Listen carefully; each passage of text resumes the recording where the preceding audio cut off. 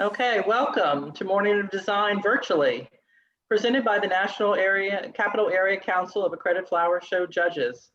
This year we're hosted by District 4 and Kaki Powers as our director. The first design we have here is created by using a artificial swag garland, the real cheap ones that you can get just from the Dollar Tree or wherever. And you use it like a twist tie and add fresh greens to it and glue in different ornaments and ribbons and whatever you'd like. But it's an easy way to quickly assemble greens together to make a quick design or ornament for your door or table or mantle. And the title of our program is Celebrating the Holidays with Family and Friends. And this begins at our door. We greet people at the door. Here's an easy way to, again, bring life and color to our doors with branches of greens. This is evergreens and lotus pods, thistles and seeded eucalyptus berries, all tied together with a ribbon. This beautiful design was done by Connie. Love it. Connie, do you have any comments on your design here? I just want to say, I get my lotus pods in Reston at the water lily pond. And it's about, I think, this time of year. If you just go there, they kind of wash up on the edge and you can get bags full. In the middle is Artemisia, actually. And that holds up for a long time. And this will last a month or two. Every once in a while, I bring it into the sink and just, soak the oasis. Sometimes you have to change some of the elements, but I've actually had it up till March sometimes. Beautiful. I think there's going to be a run on that lotus pod. It's so pretty. Here's another one done by Connie, and she shows you the cage that she's used for holding the oasis there. It's reusable and comes in many different sizes. I believe you said this is holds a third of a block or half a block? A third. A third of a block. So this is one of the smaller cages, but they come in many different sizes. Right, but you can see that small cage, you can get a really big design. It's really beautiful. These cages are also reusable, and you can also use oasis tape to secure them to give you a little more strength if the clips get a little worn or used throughout the years. This is Arlene, and I have a question for Connie. Can you mention the place in Reston again where you got the lotus pods? It's a water lily pond that's there, and you can see it from the bike path, or it's near Reston Town Center. So if you take the path from Reston Town Center down to the bike path, and you would turn left on the path and walk along. Go to Reston and ask people or call me up. Sounds like a field trip. That's beautiful. I love the way you used also a little bit of baby's breath in there. It looks like snow. Yeah. With the and are the lotus pods sprayed? Yeah, I sprayed those silver. So I have so many. I spray them silver, gold, whatever. And then I've got some sage there. So honestly, walk around your yard and just almost everything is either from my yard or a friend's. The only thing that's really bought is purchased is the baby's breath. Beautiful. Okay, here we have some fresh green wreaths that have been made by Caroline and Marge Stevens. And these were made using a metal frame with soaked sphagnum or soaked peat moss, and you put it in the wire frame, and then you wrap the frame with a special plastic wrap tape. It looks very much like the caution tape that you see, police caution tape, but it's green, and wrap that around to hold the sphagnum that's all soaked and wet in there. And it really keeps greens lasting a long, long time. Do either of you gals have any comments on your wreaths? I'm not sure if they're here today with us. One note that Marge mentioned to me when you're making this kind of wreath that if you use something sharp to poke a hole first in the plastic wrap, it really makes the insertion a lot easier for your greens. If you use something like a screwdriver or an awl or a knitting needle, something like that. But if you tie a ribbon around it, it makes it also better for you so you don't lose it amongst the greens and the mess of everything. So that was her little tip for keeping your tool from getting lost. But these also last a long, long time. Betty Ann? Yes. Betty Ann, this is Caroline. I am on. I just wanted to say that we really conditioned the boxwood and the greens very thoroughly, and that these wreaths last until February or March. Fabulous, fabulous. And how do you condition these, Caroline? We soak them. I usually soak them for like 24 hours, just in a bathtub or a kitchen or a laundry sink or something. And put a little bit of soap in there to clean them off a little bit. And then once they're soaked, we store them in plastic bags outside. Perfect, perfect. This is Arlene again. There was a question on what your other greens are. They're just things that we cut from our garden. I think those berries are holly berries. Some people use nandina. This is a club project that we do every year in December. Unfortunately, not this year. And they're just different greens that we cut from our yard. I try and do boxwood around the outside and in the middle, and then do the other greens in the center of the ring. And just all different kinds of evergreens that are interesting textures and colors. I think you also mentioned that if you start on the outside and then also on the inside and build your way up to the center, it helps get the wreaths nice and full for us. Yeah, exactly. Beautifully done. Thank you. Here Shirley shows us also that you can use the same method indoors to use around candle rings or anywhere you'd like, but she uses them around her candles. And you can see here where the she's showing you all the mechanics, the wire form, and then she's already done the wrapping of the moss with the green plastic wrap.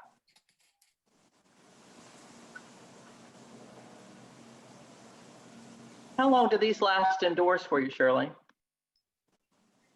They last at least a month, but once in a while I will pick it up and bring it to the kitchen sink and let it soak. I'm sure you can tell when it's getting dry by just the weight of it. But I've had some of these wreaths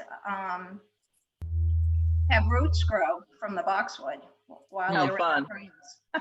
How fun, how fun. And one needs to make sure that one buys unmilled moss, because you don't want to have the kind of moss that you use for planting, because you need those fibers to help keep things in place. Gotcha, gotcha. Beautifully done. Thank you. Here's a Della Robbia style or Williamsburg style wreath. I do this workshop down at Norfolk Botanical Garden every year. I've been doing it for about 20 years. But basically it's using lots of fruits and pods and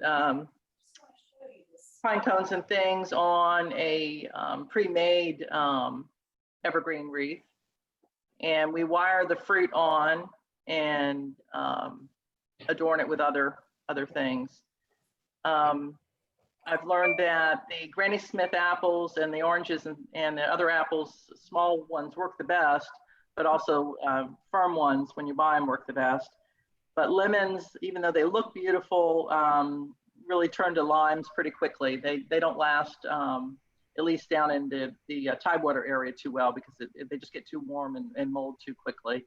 But I've had these wreaths last for 2 to 3 weeks, no problem, on a front door. And you're greeted by the fragrance of, especially when you use the cloves at your front door with the evergreens and the cloves. It's really a nice combination. And but using all of the magnolia leaves, no greens. District 4, I understand, does this Della Robbia style also as an annual project every year at Strathmore Hall. And they're doing it again this year. So you can go out there and either participate or see their artwork. This is an example of one they've done in years past. And they use chicken wire as kind of a mechanic to create theirs. But basically, Della Robbia's, it's often a symmetrical pattern to the design, and it's all just with natural ornamentation. Betty Ann, it's Robin. I'm with Betty. And you know, Betty, of course, is in charge of this for us in District 4, Betty Lewis. These are pictures. It's actually Kenwood Garden Club that does the Williamsburg over the doorways. We've been doing it for years, and I really appreciated getting the pictures from Donna Eco of them working in process. And you pointed it out well, that was chicken wire. It's a lot of work, but it really does look beautiful. And we've learned over the years, simple is best. Because as you say, you know, that's the light, the air, the everything, the moisture has everything turn. And I think we talked yesterday, and Betty knows well, inside we only can use faux materials, but outside we can use live. So there are, Betty, what, 12 wreaths that are up, Yeah. double-sided wreaths that'll be up too. Yeah. That'll be wonderful to see. Thank you. This is Arlene again. There were a couple questions on the chat about this. One was, do you swap out the fruit for the length of the holidays? And the other was, do you find the squirrels tend to eat the fruit? On mine, I do not swap out the fruit. I don't know about on the Strathmores. We don't. No. That's why we're using the apples, and the squirrels, as Betty pointed out, can't get to where we are. I We can did barely have, get to it. yeah, mine's on my front door, and I've never had an issue, but I did have a member in my class one time send me a picture of a squirrel up in a Della Robbia wreath, which I thought was very, very funny. So that could be a problem, but I've never had it happen. But it just depends on how hungry your animals are, I guess, right? Evergreen. Okay, here we have some color and textures that we're bringing indoors. So these are some beautiful designs done by Khaki. And I believe you're on. Would you like to talk about your designs, Khaki?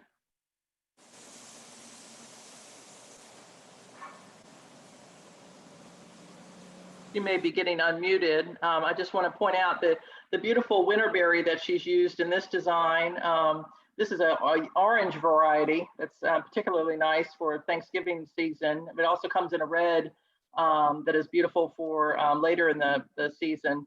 And it's one of the holly berries that really stays on the branch a lot longer than most hollies. So we can use it indoors and not have it dribble all over our tabletops and cause problems. It's really, really nice variety to use. And you can also purchase that at Florist if you don't grow it yourself. So it's really, really fun to use. Betty Ann, can you hear me now? I can, Khaki, thank you.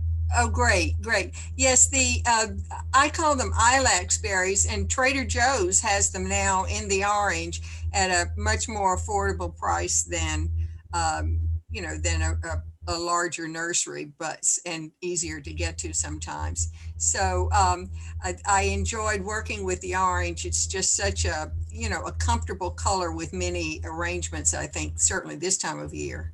And then in the center, this sort of happened by mistake one day. I had an amaryllis break off, and it's probably happened to all of us. So I grabbed it, and I grabbed some of my dried hydrangeas and eucalyptus there that had just been sitting around, and then I bought in a hurry some red alstroemeria and just sort of put it all together, and I think it turned out well. I'm sorry about the busy background. So that shows how you can rescue something Yeah, no, it's beautiful. that you don't want to waste.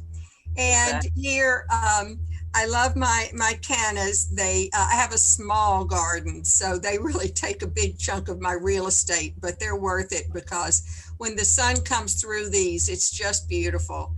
And then, so I brought them in and put in sunflowers and mums. And my container is a large plastic one, which is really helpful because it's, lightweight, and therefore I can put in a lot of water to keep the cannas happy and the other flowers. So She's talking about the Calla Leaves. Mm-hmm. Yes, the Calla Leaves, sorry, not blooms. I only get one bloom a year from these, but I get lots of the gorgeous leaves. That is a beautiful variety. Thank This you. is Arlene again. I just think it's beautiful the way that you have put the leaf in the vase. Yes, yes. Yeah. Oh, go ahead. Go ahead. Okay. No, I was just going to say, I had 3 leaves, which it really needs, but it somehow got crumpled behind one. So, you know, it's kind of missing over here, but just pretend it's there. That's beautiful. And how did I get the leaf in the vase? I just stuck it in, and, you know, you don't do it with your hand that has the watch on it, but just keep going and it'll flatten out nicely. Yeah. And okay, I'll go ahead. These are up at the top is my wooden Lazy Susan, which I use all the time. And it's just so much fun to have. And this is kind of an unattractive box, as you see, but I filled it with bright mums. They were, you know, the colors captured pretty well here. Thank you.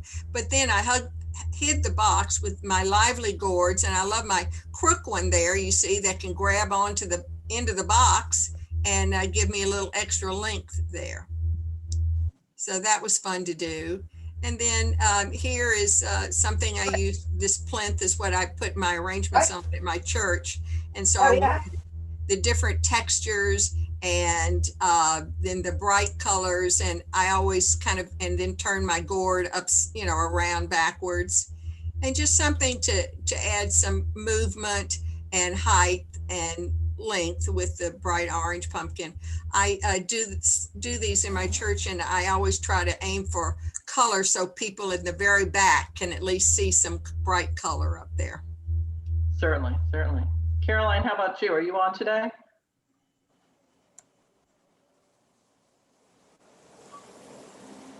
I'm not sure if she's with us. Here she has a grouping of gourds too, and this is a beautiful thing that we can do for our table. She's added some fall leaves, but I love the way she's also given a little bit of elevation to it by using a bowl here. And that just makes it a little easier to see everything.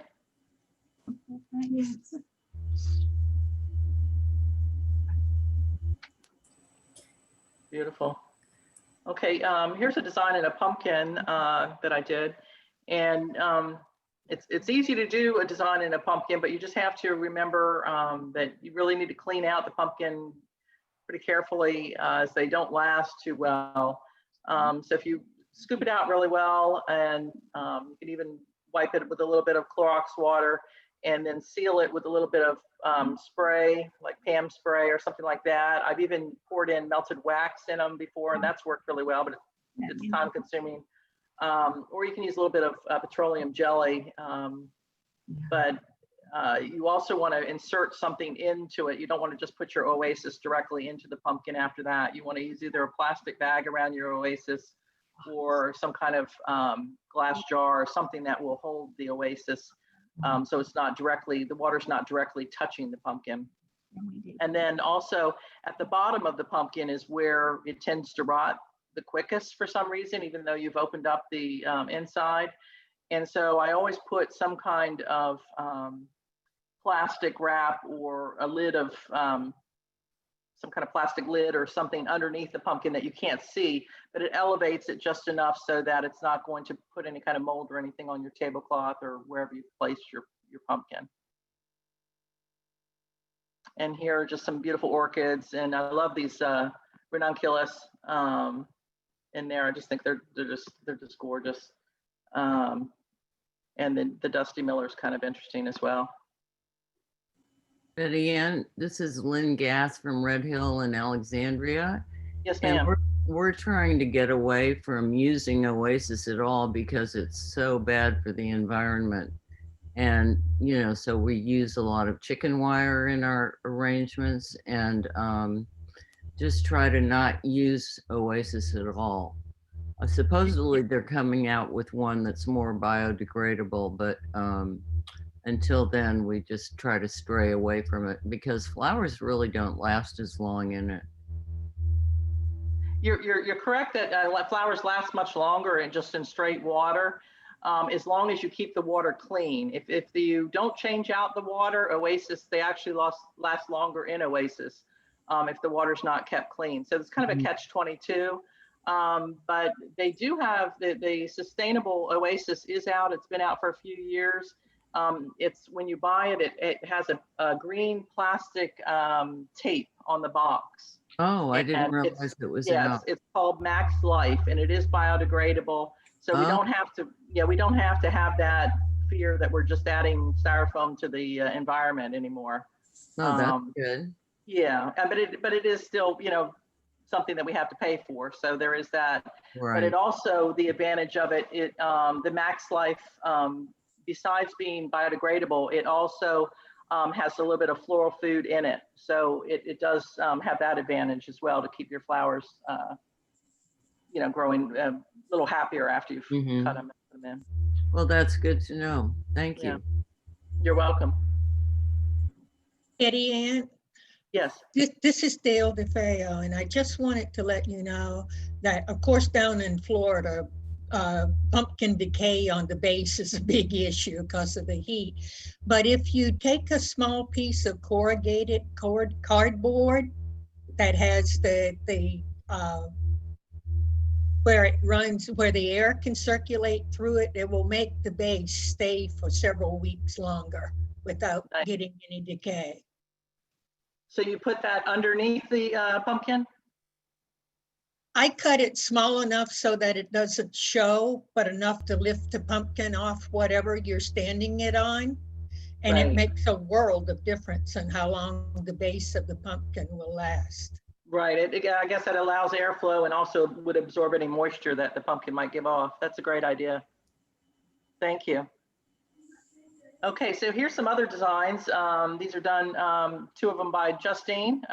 Justine, are you on? I thought I saw you. Yes, I'm here, Betty. So the design on the left is from my garden. It also, I just wanted to say that these little gourds actually grow freely out of my compost. Oh, how nice. Every year I throw them in there, and anyway, I get lots of gourds every year. And those are Nandina berries and blueberry leaves. So it's a real simple fall arrangement, really easy to do. Very And fun. instead of Oasis, I've used a crossbar in there with sticks so that they'll stay in place.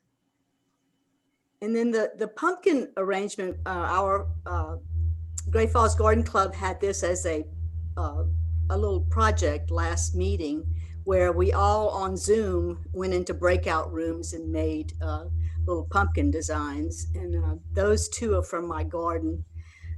Instead of Oasis, I used, I read somewhere where you could soak the pumpkin once you take all the seeds out in a dilute chlorine solution to kind of help preserve it. So that's what I did. We'll see if that Right. works. And then I used a little food container and chicken wire to as mechanics. And I picked the top of the pumpkin to put it on the sides. Really cute. And those are fall blooming azaleas and nandinas and mums, That's all from your yard? except for the kangaroo paws. Oh, very gorgeous. Yeah. And Robin did this one. These are done in peppers. Very cute. Thank you. Thanks, Betty Ann. I did that. I know there are people on from Gardeners of the Junior League. We are lucky enough to have Luvette Aspiotis and Marnie Nicholson. Marnie's Company Flowers in Arlington comes with the most fabulous designer who taught us how to do these with peppers.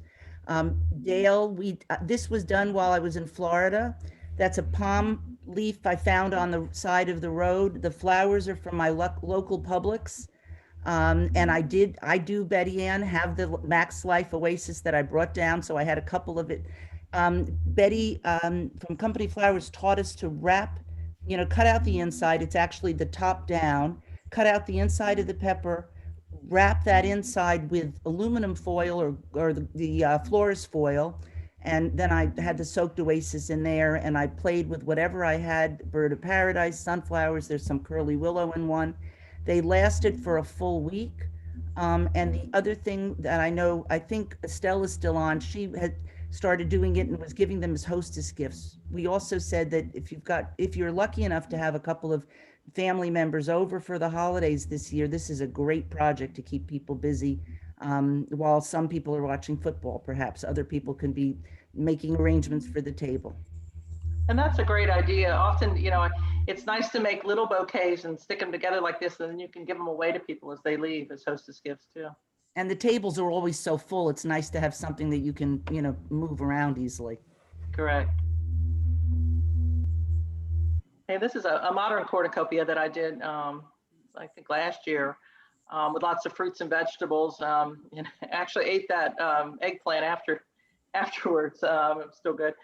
But what I wanted to show here is just the accent of using cranberries on Midolino sticks to give a little more motion and a little more of a modern feel, contemporary feel to a cornucopia too, which you can do. Got cinnamon sticks in there and whatnot. And there's oasis, little chunks of oasis hidden in there to keep the flowers fresh. Okay, these are low profile designs. And a low profile, the definition there is it must be 4 times longer than tall and have at least 3 types of design techniques. And so these are kind of really fun because it allows us to kind of play with the design techniques. And a lot of us sometimes forget to use a lot of the things that are out there. And I'm sure there's many more design techniques that are still left to be invented or whatnot. But there are about 3 pages in the handbook that describe different techniques that we can use. And there's some examples of some of them. But also, and what I'm talking about are, manipulation of leaves, like she's punched holes. She's grouped the flowers together. She's tufted. She's veiled the flowers here with the banding of on top of the, I guess, are those stems or is that Midolino that you've got across, Justine? Those are stems from a stems. hosta. She's got hosta stems kind of looping there across to shelter what's underneath. So those are different techniques that she's used to make it more interesting. And these designs also are to be judged from above.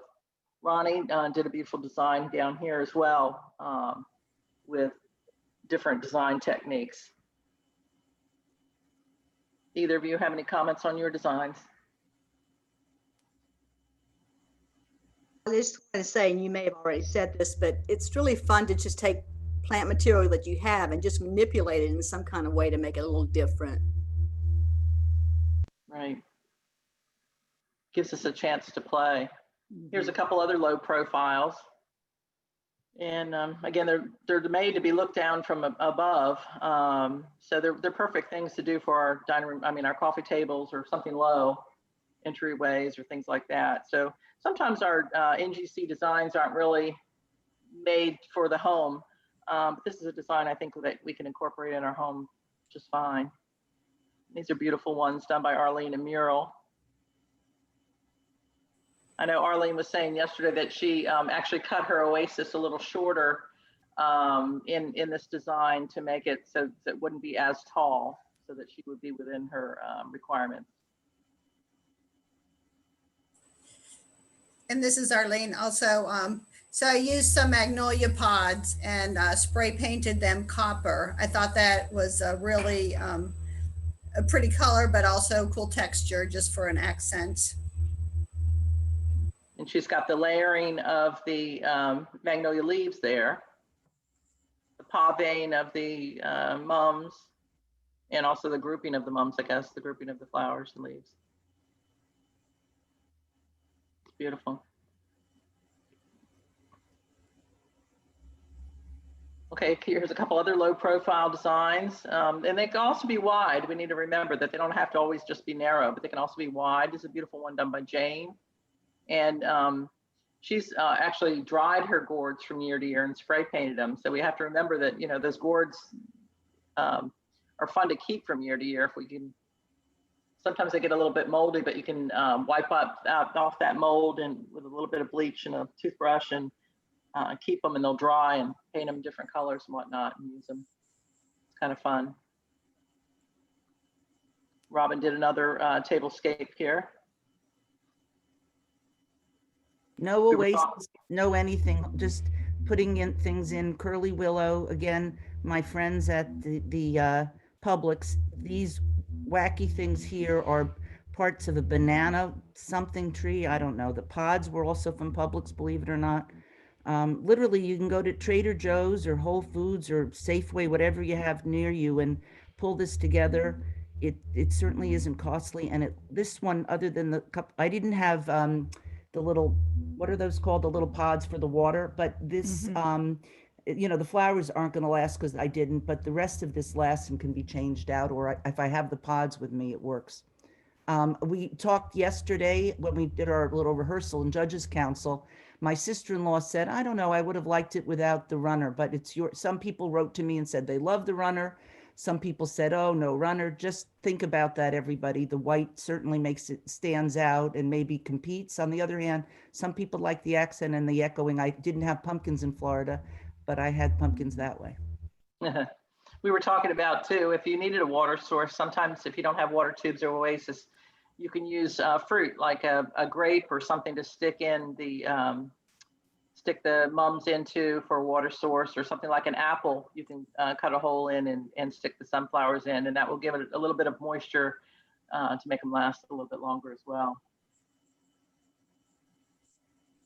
Okay, here's some just really traditional designs, and a traditional design has a geometric form and balance of the design. And the reason it's hopefully balanced is you just put something on one side and put it on the other side as well. It doesn't have to be the exact same material, so it can be visually balanced.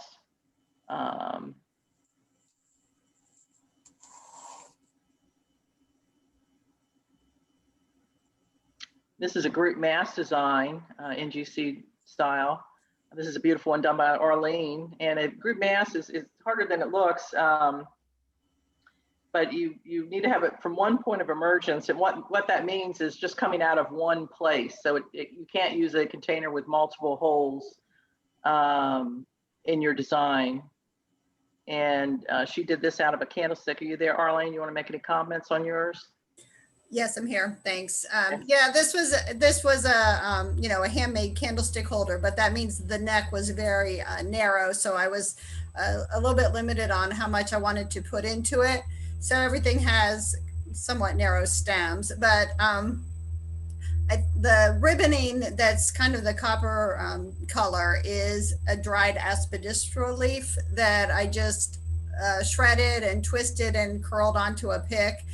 And then the green is from a yucca plant. And so I just bent those over and thought they went together really well. So, but yeah, you just have to make sure you've come out of the one opening. And in this case, it was kind of narrow. So it limited the size of the design to whatever could fit in there to keep it in water. It's beautifully done. Also, there's a note, you can't use any artificial things in a group mass. So you can't add ribbon or wire or things like that. So she's given that wire effect with the aspidistra leaf. Here's a couple other examples, maybe of group mass designs. I don't think either of these designs probably started out to be designed as a group mass, but they might qualify. I know for sure that in my design, I didn't make it as a group mass. I did this for a class workshop that I taught a couple weeks ago. But I think since it is in masses of flowers, maybe it does qualify. And Ellen as well, I understand that she got all her flowers from her garden when she did her design. I did. And again, they're clustered here. That's a Seiko Bear container. Oh, we were asking about the container yesterday. Does it have one hole at the bottom or? It has a rectangular hole in the top. It's really pretty. And all those are in my garden until yesterday when we had frost. Those are all blooming in my garden. How wonderful. How wonderful. Yeah, and these are all store-bought. This was actually at a workshop out in Metro Flower Market out in Chantilly that I taught. And they have a beautiful facility out there if y'all haven't been out there. And they also give a discount to anybody. If you mention that you're National Capital Area Garden Club, they'll give you a discount to purchase items out there. So keep that in mind.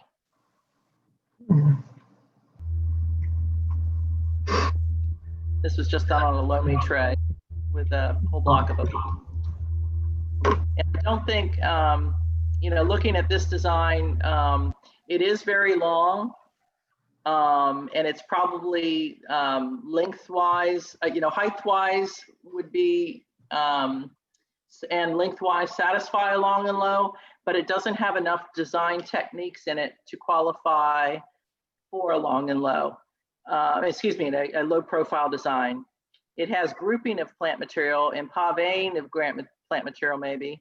And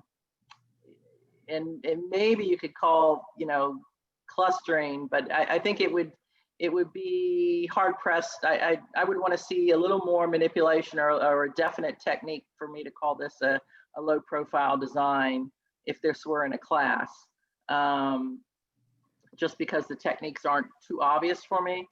But having said that, it really makes it nice if you're in that class of low profile that you list what you've done for the judges so that they know you've paved the roses and you know clustered the flowers, or you know whatever technique you've used so that the judges can be clear on what you've done to make it qualify. Okay, here we have some fun with colors and shapes. Connie, are you on, or Ellen, you on? Hi. So I have the design, you know, it's really just an autumnal design, you know, with the colors.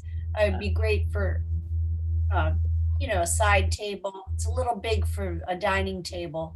But, you know, I like to use contrast, the size of the smaller, and I honestly cannot remember these. I looked it up. They're not tansy flowers, but I'm sure I got them at Trader Joe's. But so we have assorted, you know, sizes, shapes, colors, but, you know, it really is a nice fall feeling.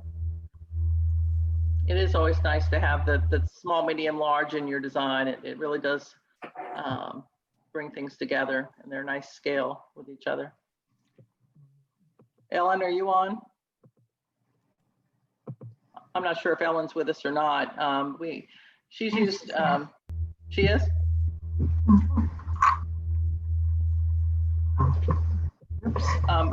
Here she's used a Midolino whip to give movement and rhythm within her design. And the way she's constructed that is taken several pieces of Midolino, which is a reed that we can purchase through the wholesaler, and put an aluminum wire inside that reed, and then wrapped it with bullion, which is a very thin wire on the outside. And that makes the Midolino a little more flexible, so you can actually bend it without it snapping. It also makes it a little thicker, so it has a better scale within your design if you're going to do this. But those are fun to make, and anytime you need some rhythm or movement in your design, it's an easy way to incorporate that. I probably could have used some in this design here. Looking at this design, I really, and I can critique it since I did it, but I really, that one sunflower on the left is really bothering me. It's sticking out too much. And these two antennas at the top are really bothering me. I just want to pluck them out, but the picture's already taken, so I can't do it right now, right? But anyway, it's a fall design.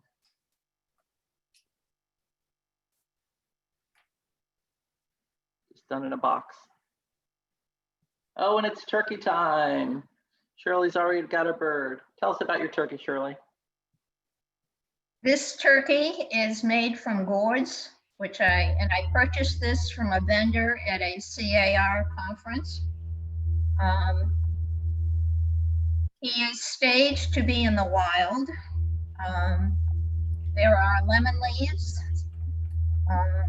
Harry Lauder's walking stick, and a dried hydrangea. And his wattle really makes a statement. Oh yeah. Looks like some dried Italian ruscus in there too. Really gorgeous. Tell us about your gourds. Well, there are 3 different gourds that are involved here, and I did not make this, but it's fun to see how clever people can be in creating little masterpieces like this. So that's actually a gourd in the center as well. And the tail is another very thick skinned gourd. And the front is a gourd upside down painted. Yes. Mhm. Very clever, very clever. And he doesn't look like he's in a turkey farm. No.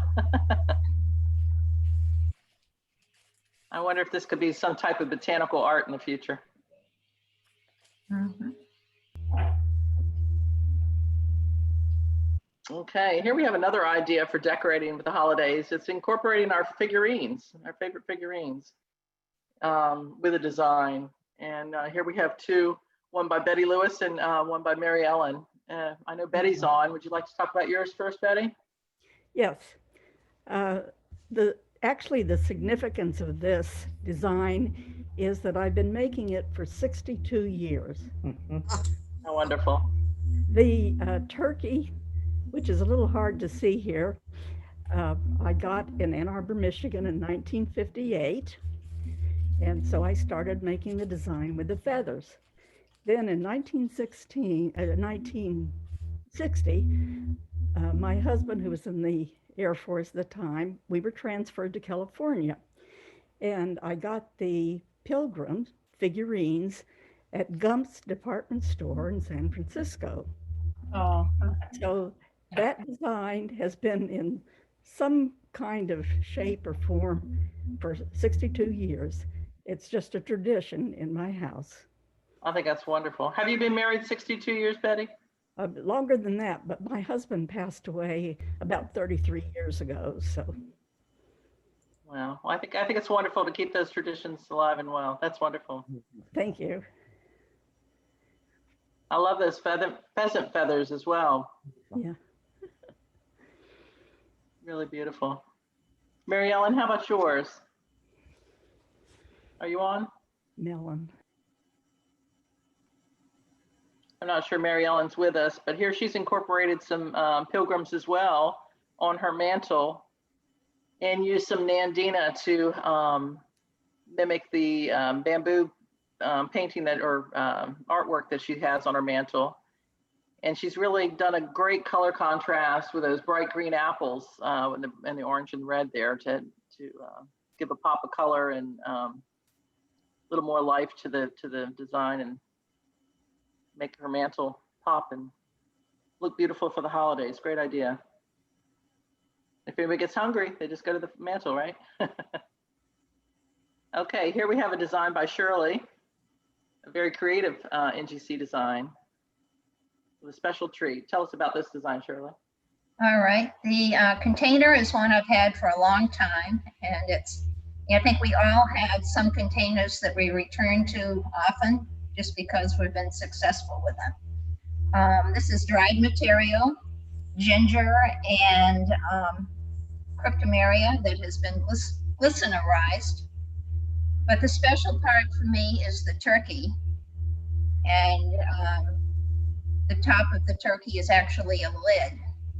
And I can remember as a child sneaking into this turkey to get cashews that were in there for our guests on Thanksgiving.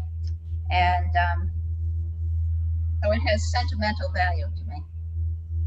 How nice. How did you glycerinize your cryptomeria? Well, I got the glycerin from Amazon and then went online and, you know, picked one of the methods that is shown on, you know, on Google. And it's a fun process. I think the favorite thing I have done with glycerin is the southern magnolia leaves. They really come out beautifully. Nice, nice. Do they keep their color at all? No, everything becomes brown, but the flexibility remains. Exactly. And you can always spray them a color if you'd like. Yes. Perfect. Thank you. Okay. Here we have some other things. At the holidays, we love to bring out our china and mementos and candles, and adding that touch of green, again, just brings everything to life. Mary Ellen has kind of copied her china pattern with some ribbon and Nandina and some votive candles down her table, which I think is really, really lovely.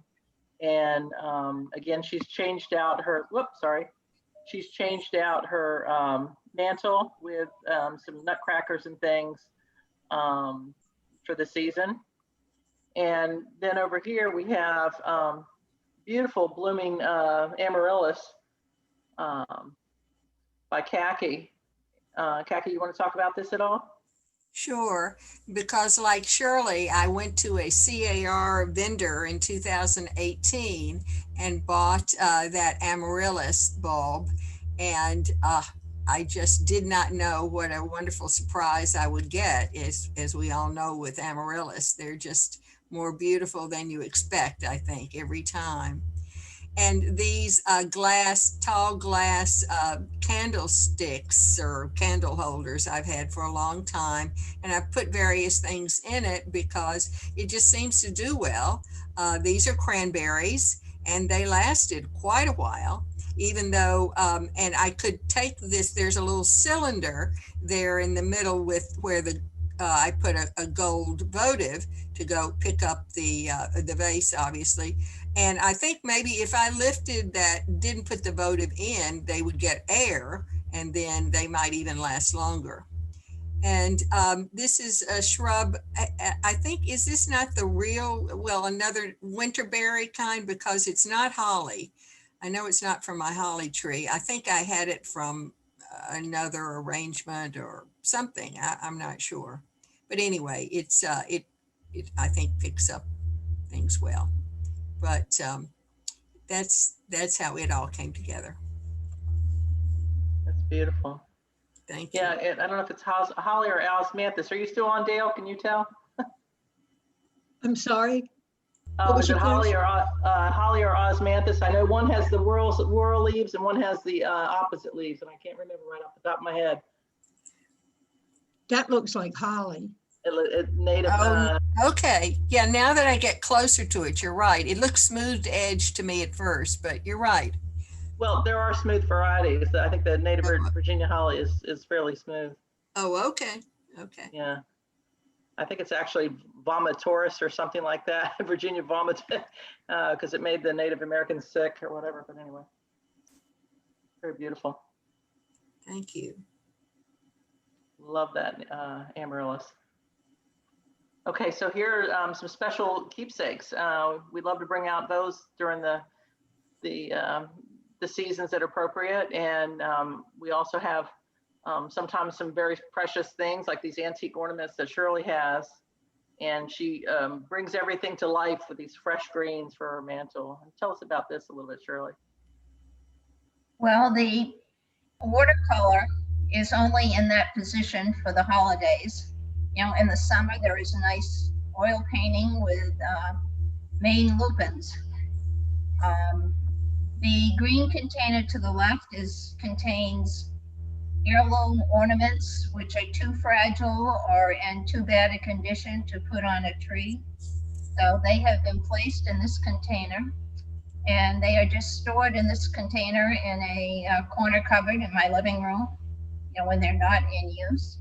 And it would be probably nicer to use a lower clear glass bowl, but I find this is cat proof. And the greens here, as I think in all our rooms where we use a lot of artificial things, just add warmth and some realism to what is often a very faux material to Christmas. Yeah, and the beauty of evergreens, they have that kind of oily feel on them, and they're just made to last through a winter. So they last well in our homes too. And very often, if you don't move, once you put them in place, if you don't move them, they're not going to shed or really fall apart at all on you. They're going to look good until you're ready to take them down. So they're fun to use as long as you don't get them in your fireplace, because they are very volatile once you burn them. But they're beautiful to decorate with. We don't have much room here, so we're like. Okay, here you go. These are some beautiful designs by Robin. So celebrating Hanukkah or New Year's, white and silver are very elegant.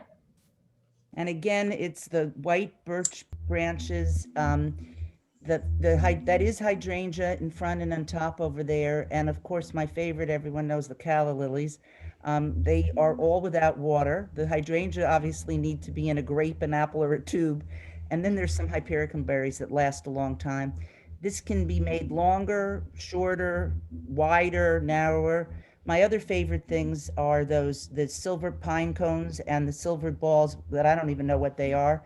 They obviously last forever. They can be reused. The design on the left was an accident of cleaning up from the table, and I put the hydrangea in that silver vase that was my mother-in-law's, that silver container.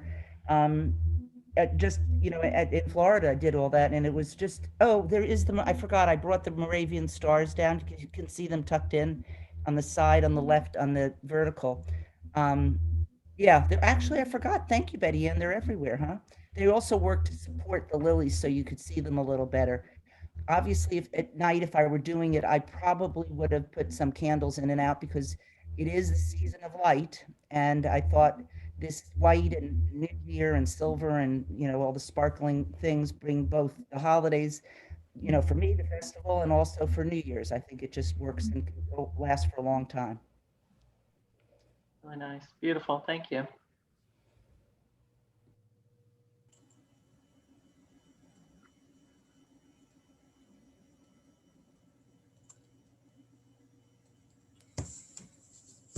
Okay, here we have some horticulture displayed under a glass cloche by Thea. Thea, are you on today? Yes, I am. Tell us about your...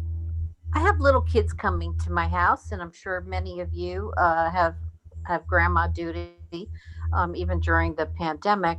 But the kids are always very curious about horticulture, but you don't want them to really touch it sometimes. So I like to put it under glass, and I have a collection of cloches.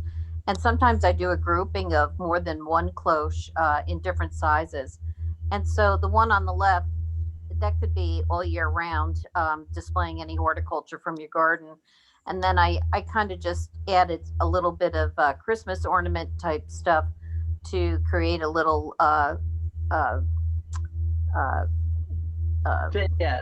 display, whatever. And the kids love it, and they can touch the little mice that I have there without touching the flower. And it's also a good way to show off your late.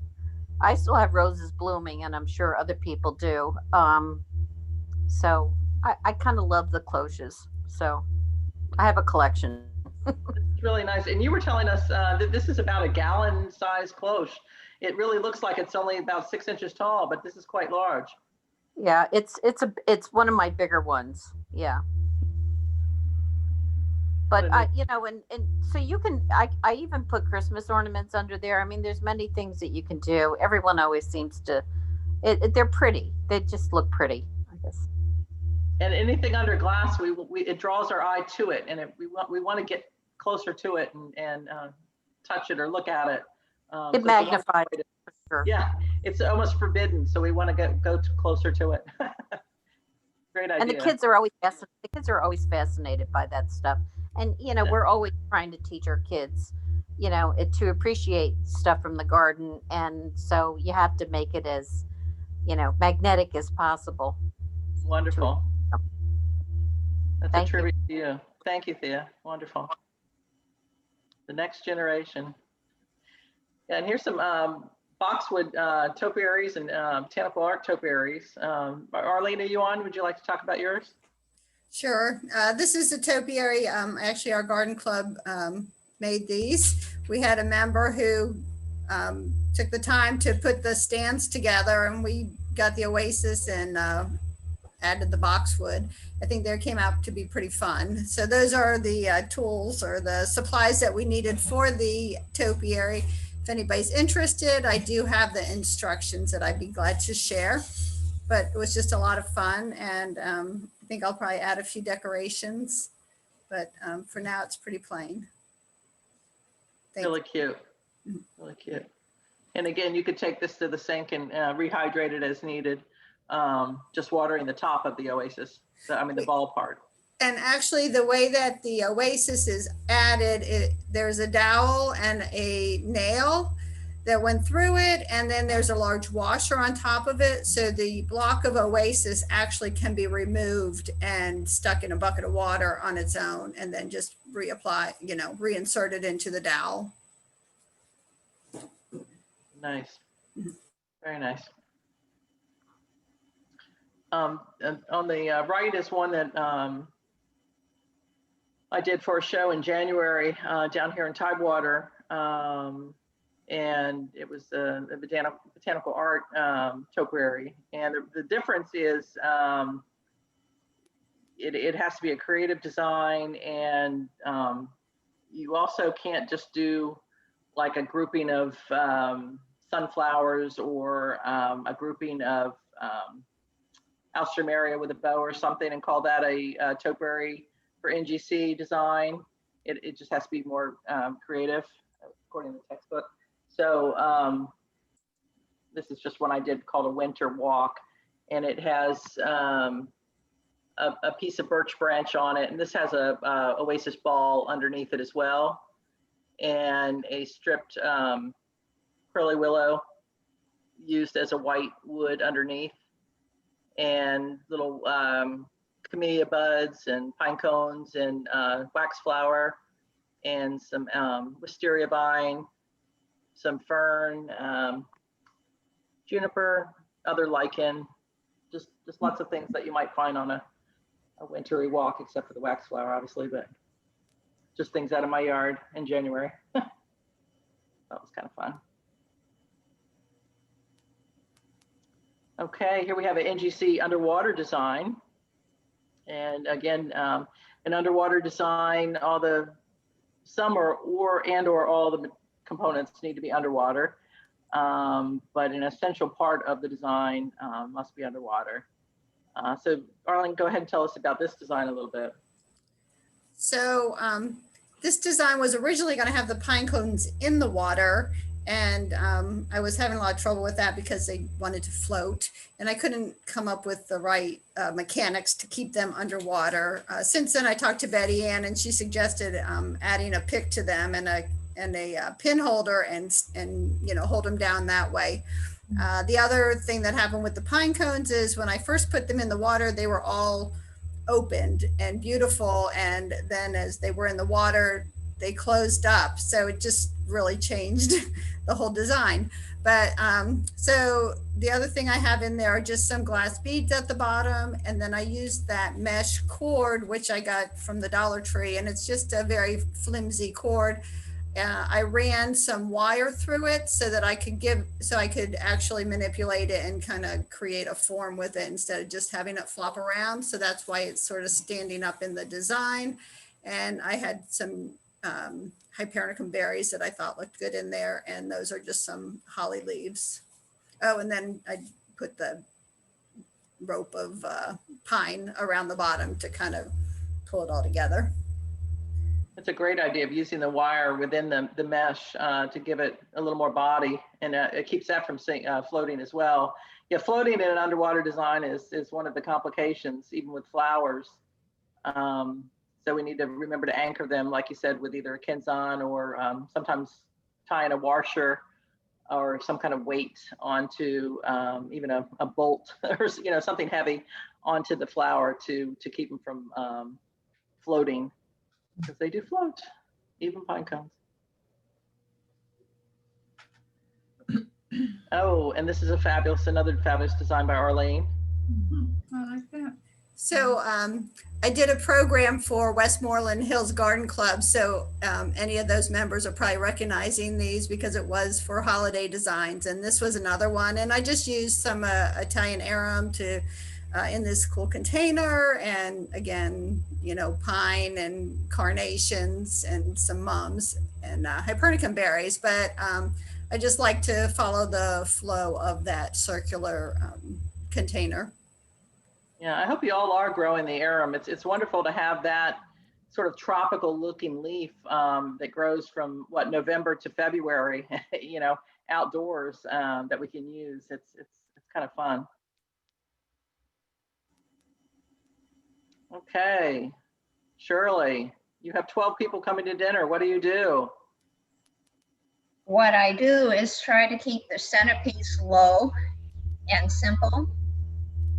With 12 people at the table, there isn't much elbow room. So having some simplicity in the centerpiece is appealing. And I have a yard full of evergreens, so it was easy for me to scap some up. And these can actually be, re-soaked and used for more than one dinner party. Very nice. And here's the magic of how she puts it together. She's used 3 different containers, and that way she can get that real long container that she needs for that real long table. So if you ever have that wonderful problem, here's a solution. And you can use a battery pack, with lights, because you could have the greens without water in one of the containers or without water in all of them. You could also insert little tea lights, or you could put small shiny arrangements in, or not arrangements, ornaments, scattered within the design. Very fun. And here we have another very long, low centerpiece done by Ellen. And again, the rule for a centerpiece is no higher than the top of your wrist from your elbow being on the table. And the reason that is so we can have a nice discussion across the table. Ellen, are you there? Would you like to talk about your design? Can you hear me? Yes, we can. Okay. That is one box. It looks like it's 3, but it's actually one box. It's wood, and it's been whitewashed with silver. And it's not really opaque, and it's see-through. And the timing of the Christmas morning, hence the table match close to it's, Ellen, can you speak louder? sure. I'm known for speaking too softly, except when I'm mad. So I'm not mad today.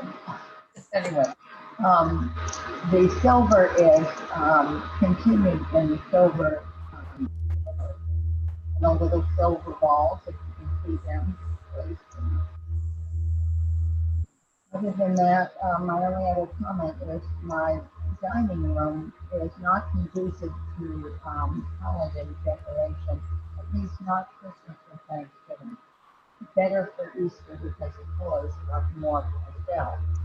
So I have to work carefully to make the Christmas arrangement look like a big game. And I tend to use very dark reds and pink, dark white.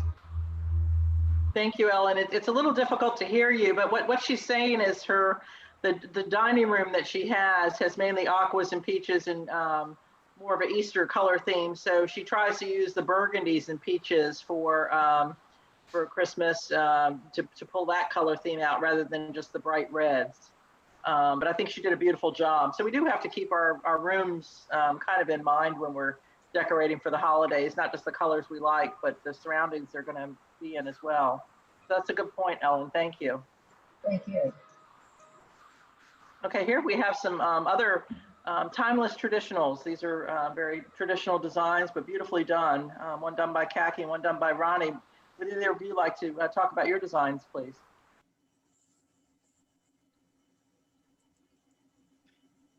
I think these were both, okay.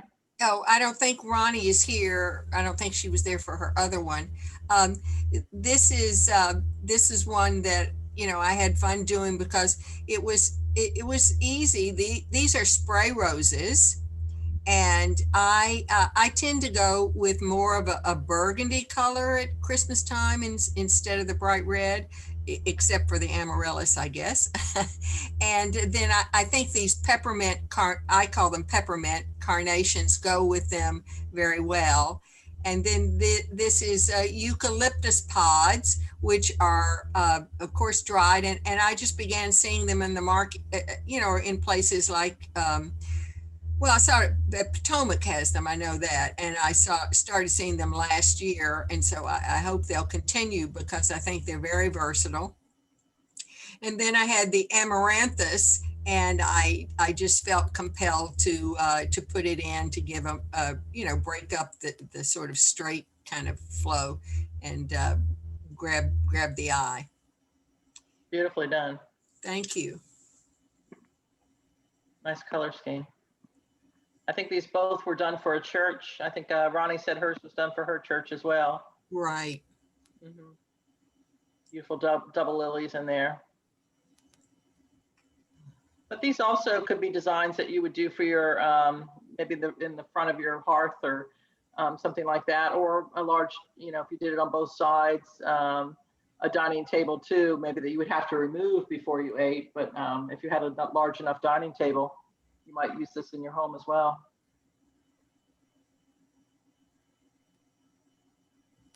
Okay, as promised, this is a calorie-free but visual feast. I hope you all are enjoying your coffee. But here we have a design made out of carnations in the shape of a cake done by Patsy. Would you like to talk to us about this, Patsy? Sure. I decided to make a cake because I have such a sweet tooth. Oh my gosh, my other thing is talking away. Okay, got to turn that off.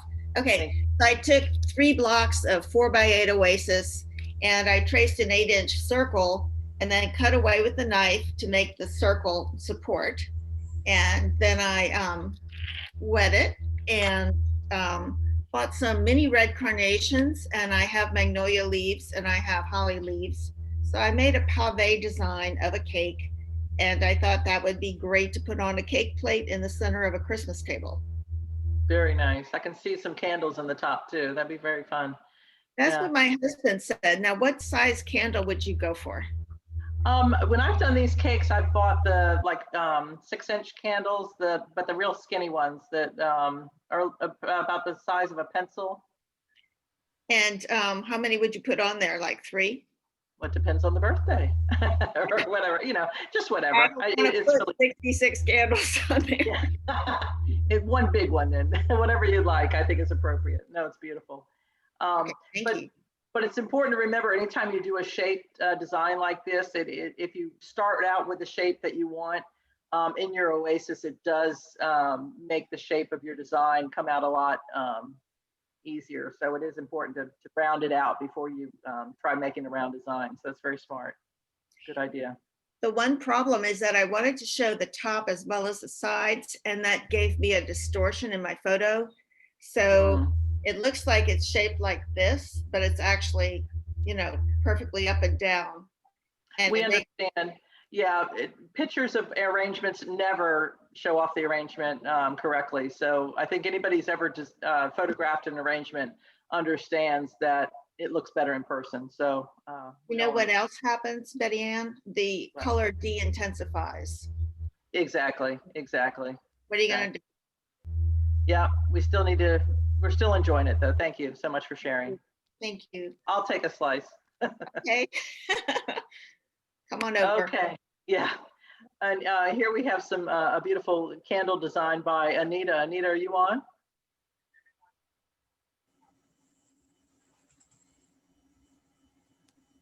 I don't know if she's with us I today or think she not. had to leave early. We had to leave. Okay. Okay, but I know she did a similar design to this as one of her first designs when she joined a garden club, and she bought this container to do it with because she had to fill a niche design. So she thought she'd share this with us as well today. But she's really livened up the candlesticks with a little bit of greenery, and she's added some roses in here. It's kind of hard to see on the dark background, but those are some burgundy roses. And she's added the little deer ornament to bring down the white color. But I love how the juniper really stands out, or is that cedar? I'm not sure. On the candle there, it's great contrast. You really see the texture of it against the candle. So I think that's really, really pretty. But that's something simple and fun to do that she could it just adds life to that whole candlestick. Betty Ann? Yes, ma'am. One thing I find really interesting about this presentation is the range of places where people are getting their containers. Now, I know a number come from Carr, and I'm sure those are, fairly pricey. But I mean, I remember Anita saying she found this at Marshall's, and I know somebody else had found containers at Target. So I think it's fascinating the range of places where people find very interesting pieces. Goodwill. And my favorite places to shop are yard sales, thrift shops, and the Dollar Tree. So there's my. So yeah, everybody has their stores. So yeah, you just have to look and find, and you'll be surprised if you look around your home. Very oftentimes you'll have something sitting right behind you that you can use. So you don't really have to go anywhere to get a special container. Just look around and see what you have, and incorporate that, put that together. And you might have to go out in your yard and get a couple sprigs of something, or very often you can take a walk, and if you don't have something, your neighbor possibly does. And very often right before trash day, they've cut something very beautiful that you can incorporate in your design as well. So don't be afraid to do that if you don't want to go to the grocery store. On Braddock Road, they cut all those But finally, Happy New Year to everyone. And we wish you best wishes in 2021. This is a New Year's design by Ann. Are you on with us, Ann? Hi, Betty Ann. Wonderful. Thank you for sharing. Thank you.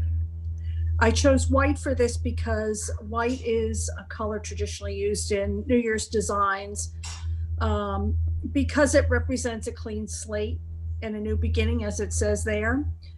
This vase is actually quite tall. It's a little over two feet tall. So this is quite a large design. Once again, the pictures don't always show everything. The eucalyptus leaves actually have a silvery tone to them to try and pull the silver up, as well as some silver decorations in there. But Happy New Year, we hope. Thank you. Yes, we're all hoping for a Happy New Year, but I think it's wonderful to think of white as a new color for the New Year's, and yes, we all want a New Year next year. That's for sure. But we want to thank everyone for their continued support in this event, and we want to see everybody in person. We hope next year. Morning Design again is an annual event hosted this year by the District 4 Council, but it's an NCAGC event for Garden Club members, and the Judges Council of the National Capital Area puts it on every year. And we thank all those who shared their pictures with us. So thank you very much for contributing, everyone.